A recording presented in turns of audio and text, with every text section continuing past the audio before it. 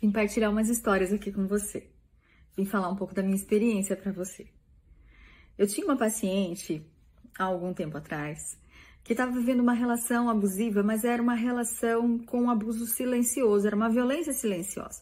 Então ele brigava, ele se isolava, não conversava, era como se ela vivesse sozinha e invisível, porque ele ignorava a presença dela.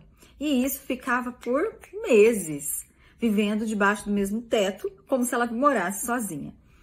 E o que ela trazia para mim eram muitos medos. Medo de tudo. Medo até mesmo de assistir um filme um pouco mais violento, ou um pouco de terror.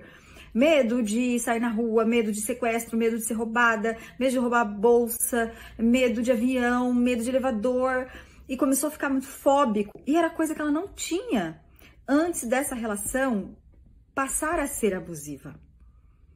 E depois veio, essa relação começou a se desgastar demais e ocorreu uma traição e acabou, eles se separaram.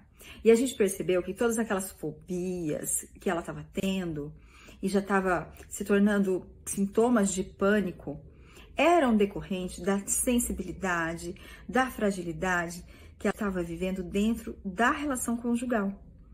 E isso, às vezes, se mistura, né, com medo do que tem lá fora.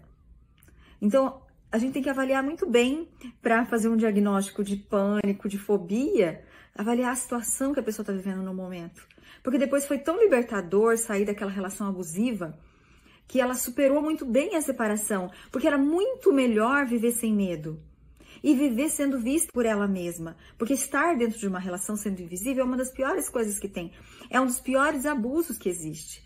E ele é pior também porque não tem a violência física, não fica com um olho roxo, um corte no rosto, que todo mundo vê, que todo mundo fala denuncie. A violência silenciosa, a agressão verbal, todo mundo fala que o outro é bonzinho, porque às vezes na frente dos outros, ele se comporta bem mesmo. Mas entre quatro paredes, existe sim uma vítima que sofre. E é engraçado como essa própria vítima se sente culpada. Eu tive um outro caso também de uma paciente que sofria abuso do marido, abuso sexual. Porque ele abusava dela de várias formas. Ele trazia objetos para dentro da relação sexual. E isso fazia ela se sentir um verdadeiro lixo. E ela não me contava essas coisas na terapia. Ela demorou anos para me falar que vivia isso. Eles vieram se separar por outro motivo e depois que ela me contou que ela sofria por anos e era por isso que não tinha mais relação sexual, porque ela sentia muita dor, né? Porque ela sofria demais. Então, às vezes, existe abuso dentro da relação sexual e a pessoa se sente culpada, por isso que ela não conta.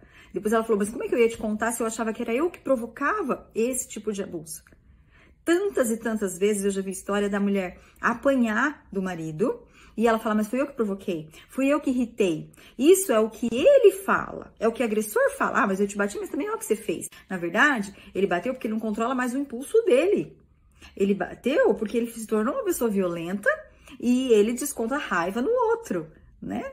Então, a gente tem que cuidar muito para avaliar uma situação fora do contexto, né? Essas foram algumas histórias aí que eu já vivi de relação conjugal patológica. Não são histórias bonitas, são histórias sofridas, mas que conseguiu ter uma libertação, conseguiu recomeçar, conseguiu encontrar prazer de novo na vida. São mulheres que hoje se tornaram pessoas com histórias para contar, com dores, mas que se tornaram também suas pérolas.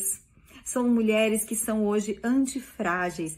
Antifrágil, gente, quer dizer que apesar dos baques da vida, dos contratempos, das dores, se tornaram melhores depois do caos, né? O caos, às vezes, a desorganização do caos, ele vem para tornar a gente pessoas muito melhores. Beijo para você.